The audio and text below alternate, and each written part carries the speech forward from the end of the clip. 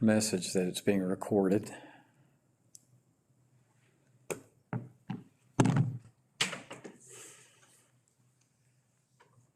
So before you record, did you make last month's meeting? Is this your first time? This is my second time. Are they gonna? Okay. On board? All right. All right. It is 6:04. It is July 13th, 2021. I'll call to order the Keystone Heights Airport Authority meeting and ask everyone to please stand for prayer and then pledge of allegiance. Let us pray. Our Heavenly Father, we thank you for your abundant blessings to us. We ask, Lord, that you give us wisdom as we do the business of the airport. We continue to lift up Miss Charlotte and David and the loss of their loved ones. Continue to comfort them. We pray, Lord, that you'll continue to watch over our military men and women, our first responders. Lord, we just ask that you be glorified in all that we do. In Jesus' name, amen. Amen. I pledge allegiance to the flag of the United States of America and to the republic for which it stands, one nation, under God, indivisible, with liberty and justice for all. Thank you. Please be seated. Ms. Hitt, roll call. Chair Kirkland? Here. Vice Chair Fryer? Here. Mr. Cornegay? Here. Mr. Rashar? Here. Mr. Harvin? Absent. Ms. Rakowski? Here. Mr. Prang? Here. Miss Whitney? Here. Yay, in person. And Chief Denny? Here. Colonel Zinko? Thank you. Chairman? All right. Thank you, Ms. Hitt. Do we have any public comment cards? No, sir. All right. Moving on to item 2 in our agenda. And you had received this previously by email, but there's also one in your packet, the consent agenda. We're looking for a motion to approve the May 2021 financials and approval of the June 1st and June 17th, 2021 minutes. I'll make that motion. Second. We have a motion and a second. All in favor of the motion, say aye. Aye. Opposed, same sign. Hearing none, motion carries.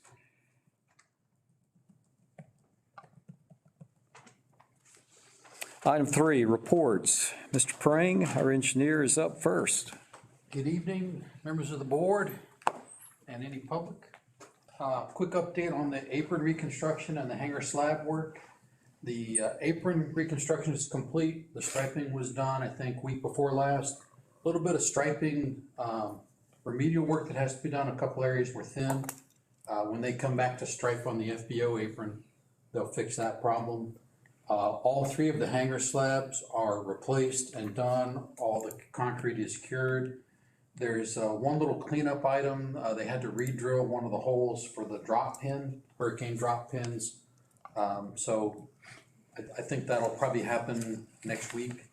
And those have all been cleaned and they're ready to be occupied, save that one hurricane drop hole. I looked at them again today. Everything looks great down there. So the tie down work on the BO apron is scheduled to start next week. They're waiting on they had to buy a new core bit for the 6-inch cores that have to be done. They cleaned up the stockpile. So when you look back behind the water tower, etc., or the water tank, there's a stockpile of some leftover lime rock that's yours to use. Behind that, there's also a stockpile of asphalt millings. That's also yours to use. Those would be good for stabilizing washout areas, section of service road, anything like that. That's good material for that. The easy base pile was finally fully removed. They've scraped that area clean. You might remember that used to just be a sandy lot.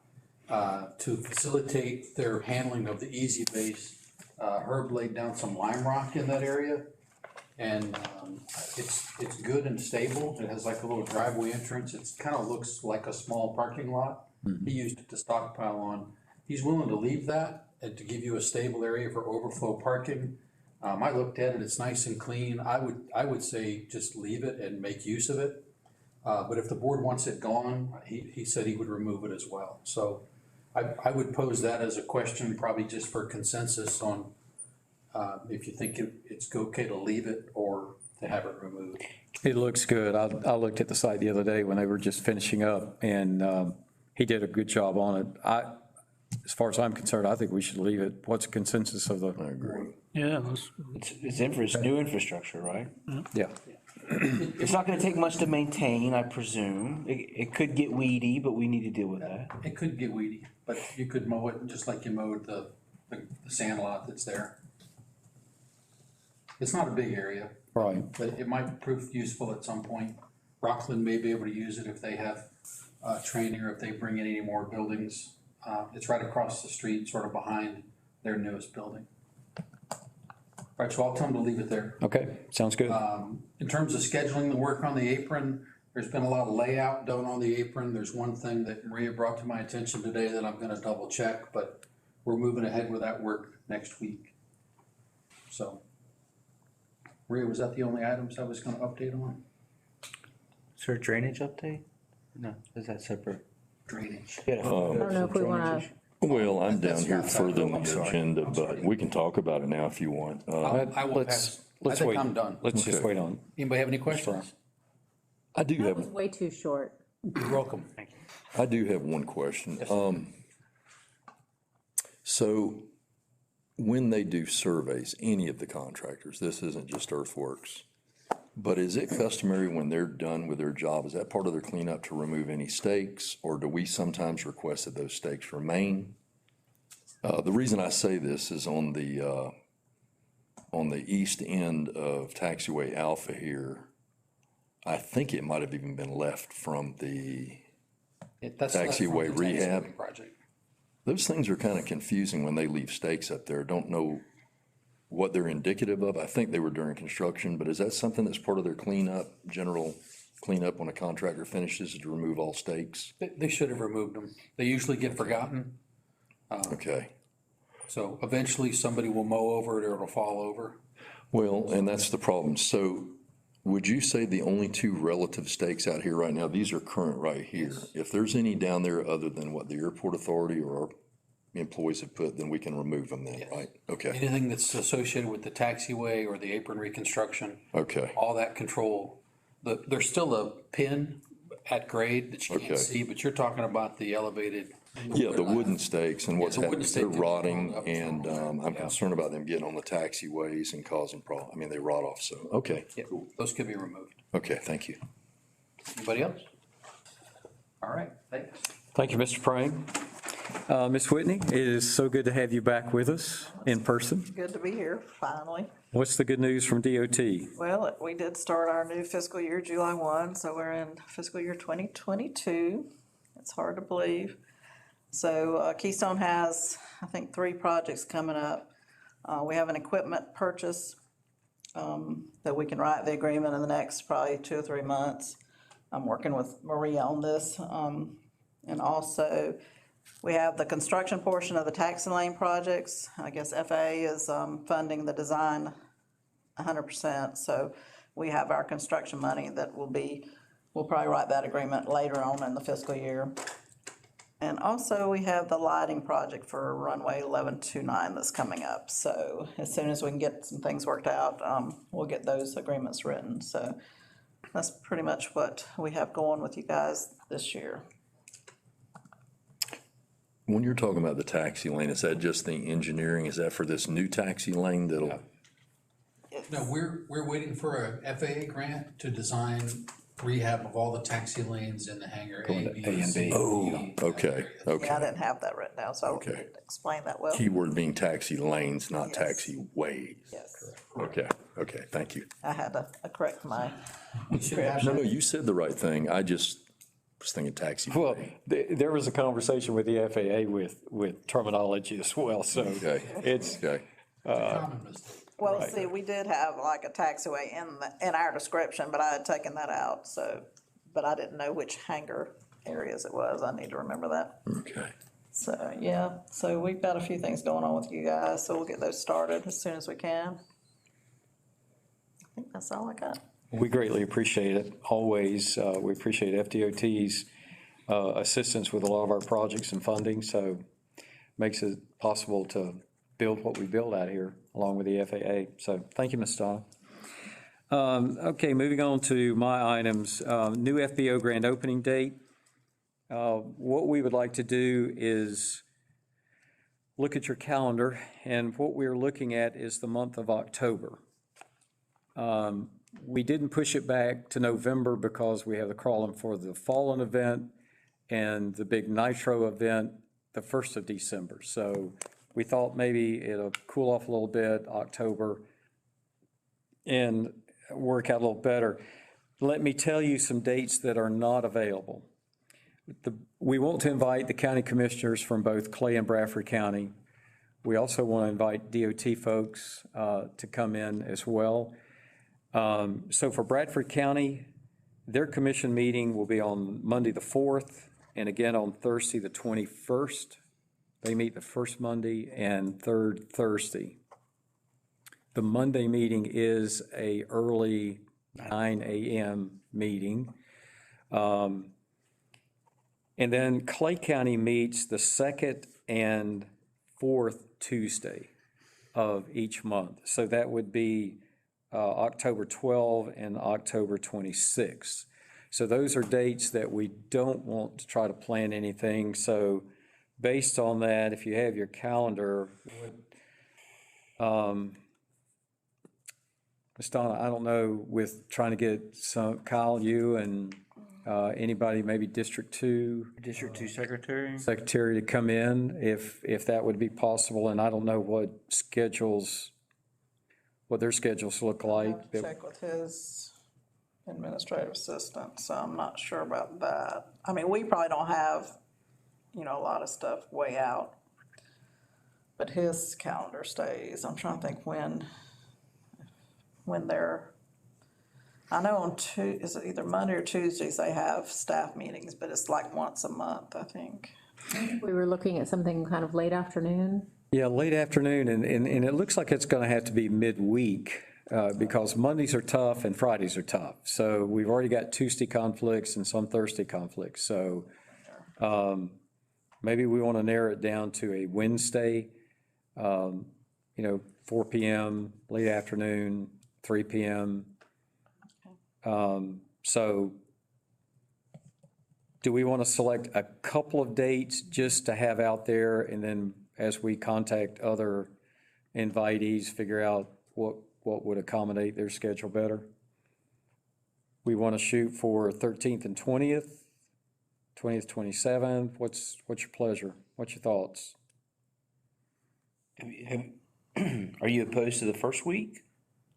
The 5th or the 6th? I don't think there's any conflicts identified in the. And I'm not sure if these meetings are still good. There's a conflict with probably our district secretary, the 20th and 21st. Okay. And our director, if he were to come. But I don't know if that meeting's still good. It's been on my calendar for a while. The 6th is a day after the board meeting. That works for me. 6 sounds good to me. 6 looks like 27th. would Okay. be one. I'm looking at just a few dates within the month that we can throw out, and then I can send out emails. Okay, look, why don't we, 28th, that's a Thursday. It's Florida Georgia week. I don't know if that matters to anybody, but It probably would. Oh, no, we couldn't do it then. Leave it to you to tell us if it Yeah. falls. right. Well, at least he's getting his priority. why don't we look at the 6th and the 27th? Would that be agreeable? Everybody agreeable on that? Okay, and I'll send out, I'll get together a list, an email tomorrow and kind of get feelers. Is 4 o'clock a good time? I think. Too late? Need to be earlier? What do you, just a ribbon cutting ceremony, or are you gonna have food and drinks, or Probably have some refreshments? Light? Yeah, refreshments and Okay. food and ribbon cutting, a couple probably announcements and thanking FDOT and. City council be in attendance, Lynn, you think, or some members, That should be. because they have on Monday, right? The Yeah. There's fourth. first Monday. We have Monday, and then here on Tuesday, and then back here on Wednesday. All right, we will put October the 6th and 27th down as prospective dates for that. And we'll follow up with you as we reach out to all the invitees and see what's best for their schedules. All right, my second item, keep your calendar open. We have a rough draft of revised minimum operating standards. We need to have a workshop to start hammering that out. We will email that information out to you ahead of time, but I'd like to get us a workshop scheduled possibly this month. I don't know how everybody's calendar looks as far as work and vacation and meetings.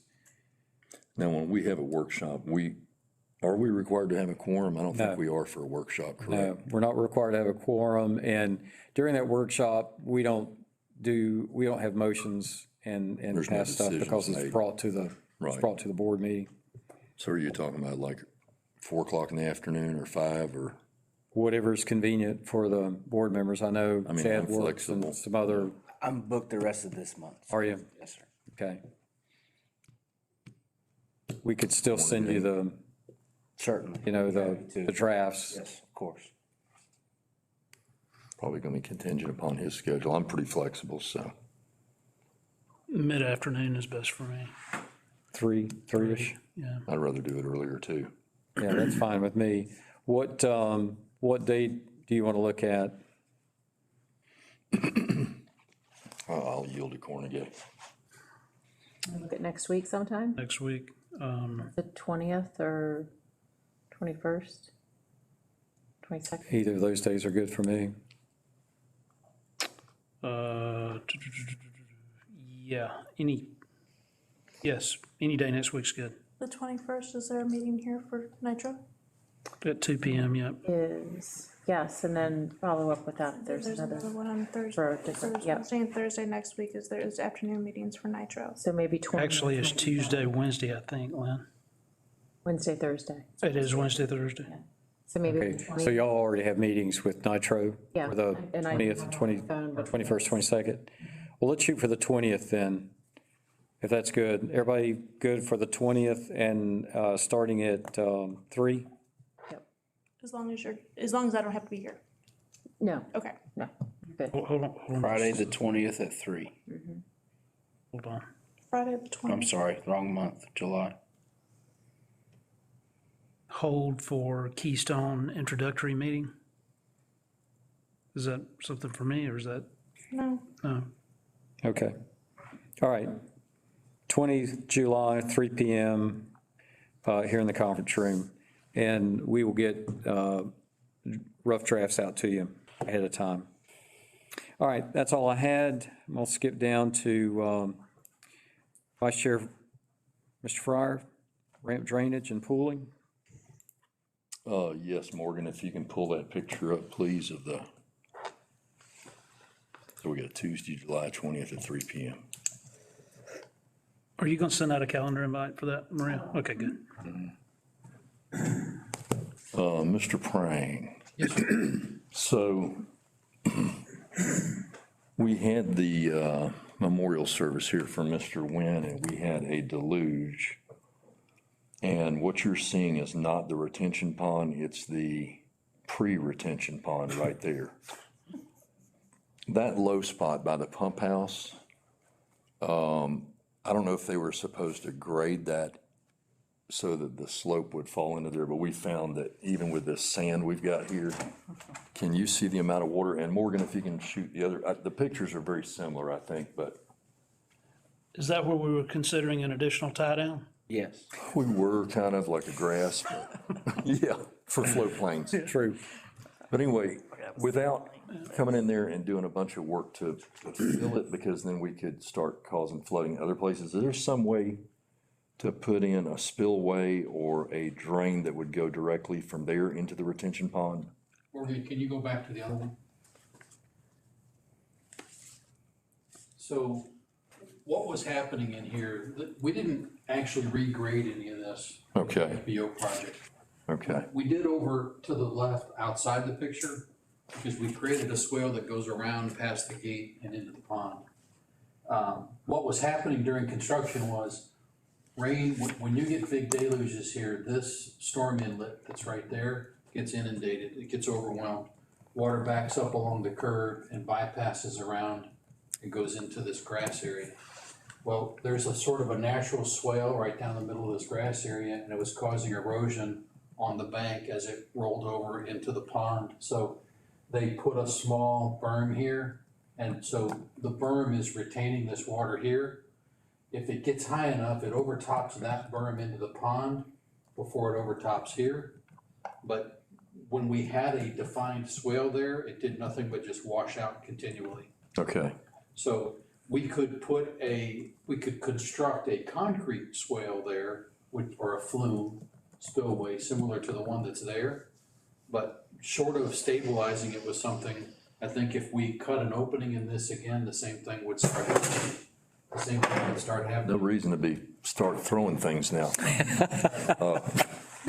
So, well, one of our concerns was. How long did that stay there? A couple of hours. Yeah, it doesn't stay a long time, we know it. Perk rate's high. But I think the concern is, I believe, and I should have taken a better shot, but the pump house is just directly in front of the pickup truck there. And is there a water softener in there? Yes, There's electrical devices in there. and electrical for the pump. And so the concern, if it gets up in that building, I mean, and it was a pretty good rain, Before it gets up, it will It'll go over crash. the top into the pond. it will, y'all are sure of that. I mean, if you have electrical that's right on the ground inside the pump house, it might be impacted, but if the electrical is 18 inches or 12 inches up, it's not gonna be impacted. I'm not saying you won't ever get water in there, but, Is it worth considering just putting in like an 8-inch bleed down at a certain elevation such that it can bleed down as opposed to overtopping or cresting that bank? I mean, that's a pretty simple retrofit in my, yeah, you mean like through a drop. through structure pipe, Through the berm? right. Yeah, but on the the berm, others- on the pond side, you're gonna have to stabilize. right. With some kind of rip-rap or revetment or something.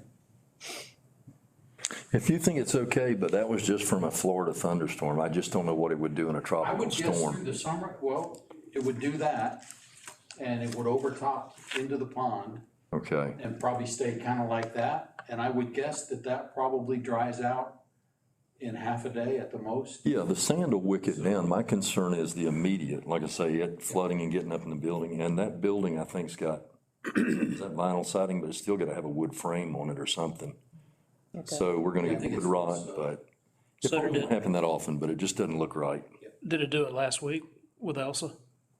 I didn't come out here, so. It did, but that was such a mass amount at one time Also to where slow Elsa and was, steady. yeah. Yeah. And so it kind of was able to kind of keep up with it through. So Elsa really didn't impact it nearly There was to no that. flooding in that side yard through Elsa. Cause It was a more gradual or steady. you have I'll use a technical term, but I think it's pretty self-evident. You have a unique situation here that all of the rain that falls on the apron goes to this one location. And you have a very short time of concentration, meaning when it rains intense, it doesn't take more than 5 minutes for a huge slug of water to get to the bottom of the apron. Right. If it's just sprinkling, water runs towards the center of the apron and it goes down, you can probably see a channel. In fact, the channel kind of scours the concrete and keeps the concrete clean for about 4 feet wide. The rest of the concrete kind of has a mildew on it. But when you get a storm of great intensity, this area just gets inundated within 5 or 10 or 15 minutes. If it's a short duration storm, the water sits here, goes down into the pond, it's fine. If it rains hard for 30, 45 minutes or an hour, then that's when it backs up around and fills this up. So it does happen, but it's when you have these really intense duration storms. I'm not saying there's not something we can do. We didn't recognize it as a problem during the project, but yeah, we could either create a spillway in this berm, or as Chad suggests, put a structure with a drop, and so that when it got up to a certain height, water would go over. You can do that with plastic pipe. There's a company that makes plastic, we call it a yard drain for lack of a better description, because it's not a big, huge precast concrete structure. It's a small cast iron structure with plastic pipe connected to it. So we could probably design something like that and maybe put that in the next infrastructure project we're working on. Where does it, so if that retention pond that all that is supposed to wick into, if it fills up, does it flow west? Is there another, does it flow west down to the ravine? Outflow. Yeah. So there's an outflow here. This Okay. structure in the distance is on the far side of the pond. And the pond functions the same way. If the pond were to fill up and water gets to that elevation, water goes over the top of the structure, down in and goes away. Okay, As water rises up towards the top, it's draining out slowly at the bottom, okay. downstream, west, and down around behind the two hangars, H6, H7. And it goes that way. I think if you were to look at putting in a pipe structure, a yard drain type structure, with the amount of elevation you have there, if it can be daylighted at a lower elevation, there shouldn't be a lot of, negative flow going into it. And so it wouldn't be as problematic as far as degrading that area, water to water, as far as not scouring it. You mean daylighted at the bottom, at the Yes. slope? That's just an option to You would at consider. least not see the scour then, because it would be below the water. That's correct as well. I could sketch something up and perhaps Herb Earthworks can give us a price for it. This yard drain equipment, or this material is pretty easy to come by. You've seen this plastic corrugated pipe, it's smooth on the inside. If it's gonna be real expensive, I mean, I guess we can monitor it and just see, maybe that's a once-a-year deal or something, or twice a year, maybe it is. It just looked like a concern to me. That area gets mowed, so we've got a lot of grass clippings there. Is that gonna clog up that grate that it's gonna drain into and then through the pipe? I mean, is that a potential that we could have that kind of situation as well? Possibly, but I would venture to say that for the most part, the overflow wouldn't function. Water would rise up to it, but only occasionally will you actually have water flowing over into it and going out. Okay. I mean, you could, like, I'm gonna tell you a secret of civil engineering. I hate giving secrets away without charging for them, but water seeks its own level, right? So you have this little low area out there, there's a little berm, and then it goes into the pond. So if the shed is sitting over here, we would just take a yard drain here and set it probably 6 inches below. So for the most part, water's just gonna lay in here and never go into that. When you get the really big gully washers and the water rises up, it'll go over the top and go out in a pipe down this way. So for the most part, you won't have grass clippings washing into there. I was thinking that that grate was gonna be at the grass level. No. Not at the bottom level, but it's gonna be, You know how I love to draw on the whiteboard, so when you gave me the chance to come to the whiteboard, I took it. It would be a raised structure, probably 12 to 18 Okay. inches above grade. And so only when the water got up to that high would water go in there. And water would stay right there.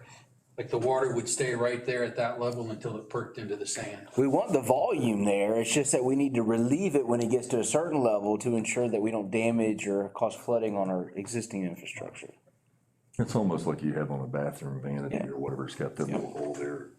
You leave the faucets on, it'll. That's plumbing, I have no Yeah. idea what you're talking about. He doesn't have a bathroom vanity. Go to Home Depot and buy us a whole basin. And that will be sticking up far enough we can hit it with the mower too? Every time. Yeah, okay, good. Yeah, it wouldn't take but a couple of times to knock it off. I mean, can we just go ahead and get a price on it, or? Yeah, Or I'll get do an it. estimate? If it's Honestly, gonna I be can- really I can do a astronomical. little hand sketch and Herb can probably give us a price. Okay. And we can just either run it through Maria and see if there's an interest. If it's 15,000, I would say live with it. If it's 4,000, it might be worth doing and adding into the other project. It's not a long pipe run. Does that answer your question? though? Yes, sir, yes, sir. We'll have a contest to name the lake. In the meantime, Bill washes up in the retention pond. Okay, I think that's all I had, wasn't it? Yep. yep. All right, thank you, Mr. Fryer. Thank you. We'll move on down to our military. Chief Holly, Denny? Yes, so most of our stuff for July has already passed us. We're finishing out on mortar live firing tomorrow in UAS operations. So it should be fairly quiet. And then the last day of July, moving into August, we'll have a couple of annual trainings out here. So you will see some UAS operations from July 31st until August 14th, as long as the weather is okay. They have a lot of training that they have to make up for the year. And then mid-August, 16, 17, you'll have HIMARS and artillery firing for those 2 days. But other than that, it'll be fairly quiet. Okay. So the UAS, is it in your restricted zone, or do they sometimes come over here? So it'll be restricted area 2903 Alpha Charlie and Delta. And you are just southwest of Alpha and just west of Charlie. So you may see them from the sky moving slowly. They're lower flying. Okay, But they will not affect your flying community.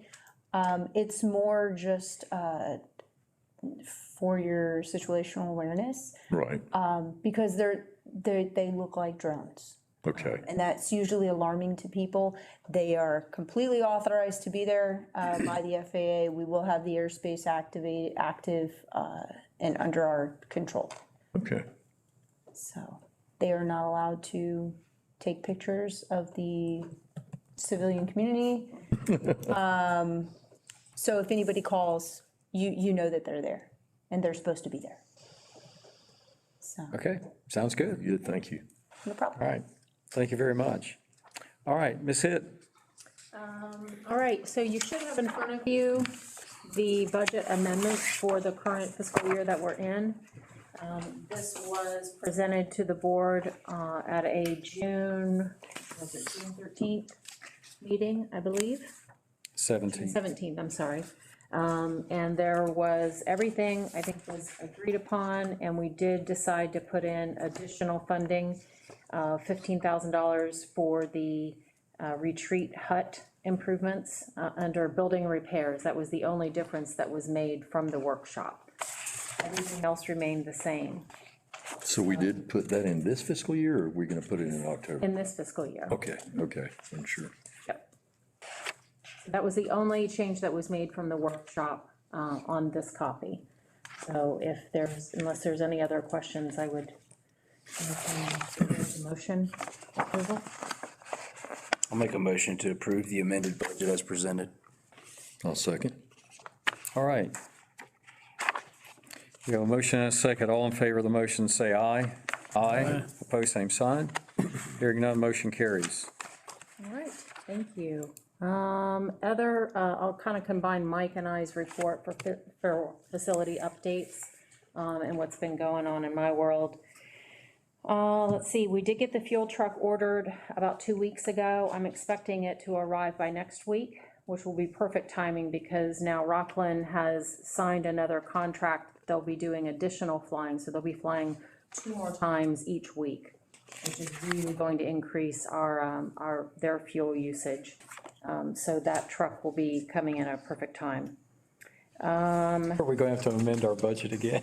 Yeah, no, because that's all income. We're just Right. feeling really great at the end of the year. Yeah, so, let's see here. Make sure, we had our annual AWAS inspection. With COVID, he was probably been about 3 or 4 months behind, but it normally comes in February, and he was just here last week. We were finally able to take off our NOTAM that said our thunderstorm sensor or our rainfall sensor had gotten struck by lightning. He was able to get us a rebuilt one, and only cost us a couple $100. So you'll see that NOTAM is taken off, and now the screen will reflect thunderstorm sensor is now working. So we're good there. What about the, when you call in on the phone, there was some intermittent, it wasn't, there was a lot of splotchy. Yeah, and that has nothing to do with the AWAS. That has something to do with just because we're voice over IP. and it's having problems Oh, okay. connecting with the AWACS. Okay, Our phone guy was in yesterday, and so he was gonna look into that. We had some other little sporadic issues that occur, so. But there was nothing wrong with the AWAS, because I had Tom Nichols look at that. okay, good. But let me know if we continue to have those issues. We'll see if there's something more long-term fix that we can do. In terms of the hurricane prep, we came in, got everything, battened down the hatches, and then obviously we know it was very minimal. But needless to say, we were able to do our SWIP inspection program during the rain event as well. So we were able to go through and get that checklist taken care of. Let's see here. In terms of the environmental assessment, Bill, I don't know if you may be able to speak a little bit better to this for me. We have some gentlemen who are in this week. Archaeologists? Yeah, here this working, doing some digs, if you will, on the property up at the west side. So that's the second inspections that we've done. I think our first level was, Previous inspections were for biology, wildlife, threatened endangered species, and wetlands is what they were looking at. and this one's the cultural. This week is cultural assessment. These are archaeologists. They're here doing shallow shovel digs. They've got them set out on an array pattern of, I think it's either 50-foot grid or 100-foot grid. So it's, And the first inspection came back and it was, I think we found nothing Found nothing. unusual or nothing that we didn't anticipate for this type of Florida site. So far, nothing unusual has been discovered.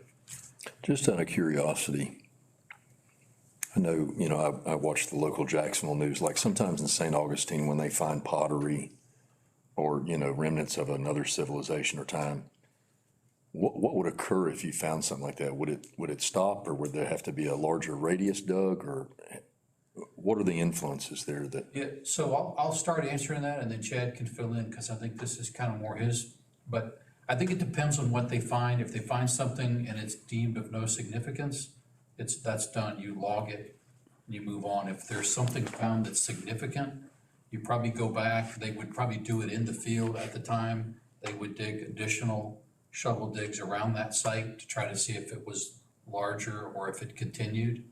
And depending on what's found, either the state preservation office or possibly the Seminole Tribe of Florida might request additional study if it's something that's significant.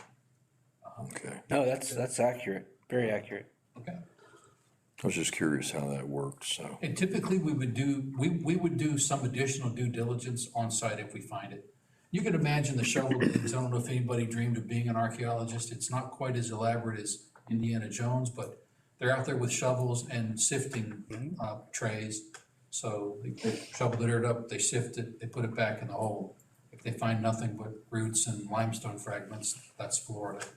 If they find bones, shells, pottery shards, other textiles, which I think is unusual, but they're looking mostly along the creek bank that's through there, Okay, which would have been, back in the day, that would have been where a settlement would have been. So there's the shovel digs are closer spaced in that area and more widely spaced in areas that probably weren't suitable for habitations. interesting. Thank you. The last two pieces, our events are coming up. As you had mentioned, the Crawling for the Fallen, that's coming up in November. And those coordinators have reached out to us. So we'll be scheduling a meeting within the next couple of weeks, just to, cover what the expected attendance will be there and just logistics as well. And then, as we mentioned earlier, we have a Nitro meeting coming up again next week, and those will continue to be monthly until we get closer, and those will probably end up being weekly or bi-weekly. But those are going fine. And the last piece is Lori is doing great. She, was her life raft was taken away from her on July 1, and she's jumped right in, and she's taken copious notes while Lonnie was here. And so she's getting organized and learning the new culture. And we haven't scared her too many times, but she's doing great, so. Good deal. And if any of you have any questions about anything else that I'm forgetting, let me know. You probably don't want me to bring it up, but Too late now. have we heard any more from the septic tank guy? That guy, I've texted him, I've called him. I don't have an email from him because there's no email I can even find online. I've begged and pleaded for him just to call me I back. mean, he's And got us scheduled, you're just trying to, or you don't even know? I don't even know at this point, because now he's not even calling or texting back. Who are you using? It's called Pure Country Septic, Pure Country Septic. I think he came out and met with you and Mike. Yeah. He, months in ago. fact, I think the county even employs him to do some inspections and consulting work on drain fields. Is there a reason we, Bonus with him that he was really good with all the permitting or something on these? No, we sent him all of the applications that he had to turn into the county. We've sent all of those into him. So those are all done, that part's done? Have we checked with the county to see if those were filed? No, I have Might not. be something we want to follow up with. Okay. I told you wouldn't want me to bring it up, sorry. No, that's fine. is there an alternative that we can use? Or is there only one contractor, or?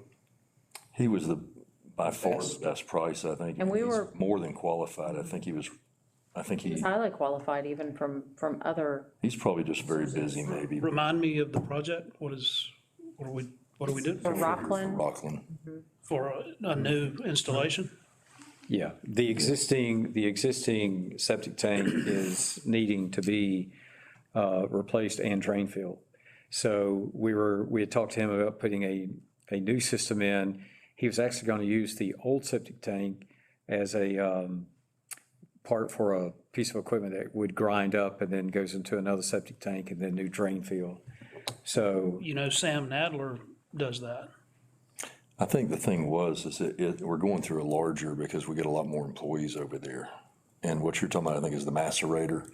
Where Yeah. it goes in. yeah, But I thought you said in one of our meetings that he was hands down a lot cheaper on the price, and he knew, I remember bits and pieces about he was very qualified, that Clay County was very happy with him or satisfied with him.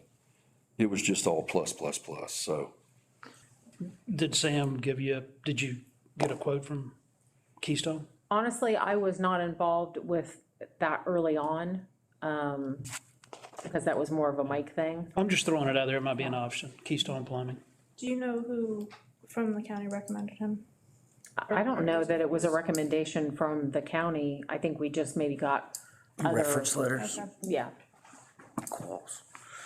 Well, it sounds great, but how long has it been since you haven't been able to have contact with him? Month, two? Probably at least 2 months. 2 months. Fairly non-responsive in the contracting world. Yeah. You remember what his quote was? Well, let's do this. Let's follow up with the county, see if anything's been filed with them as far as permits. And if not, then I think we send him an email, and I think we go back to square one and bid the thing out again. Yeah. Okay, will do. Other than that, that's all I had. In the meantime, we are having Bradford come out every 2 weeks and pump it. So we've been able to do that. Okay, thank you, Ms. Hitt. Ms. Rotowski, city updates. So we have extended the deadline for the Bradford County seat applications until the end of July. And if we do not get any applicants, then we'll extend that further another month. And we'll do month-to-month basis until Bradford County seats are fulfilled. I mentioned last night at the city council meeting that the city's been working with the airport as far as the scope and fee for a feasibility study. I've had conversations with the county manager over the past couple of days. He's very excited. He asked me again about it this afternoon. Good. So I've had conversations with the director of the grant team in Clay County. So there's potential funding for even the feasibility study. He said that that's a fairly easy grasp. So as soon as we get that scope and fee and then be able to move forward, it's pretty exciting stuff. So I also spoke with Congresswoman Kat Cameron about it, and she is very excited to be a part of this project as well. So we've got a lot of momentum behind it. It's just a matter of getting it started. Mr. Rotowski has said it before in some other meetings we've had, we need to get it done now because it has legs under it, it's got a lot of support. So it's moving better than it has in the past, so it's looking promising. And that's all I have, Mr. Chairman. All right, thank you. Anyone else? Colonel Zinko, good to have you with us tonight. I'm good, thank you. All right. All right. We've completed every item on our agenda, so it is 6:49. We'll consider ourselves adjourned. Wow. Nicely done. Yeah.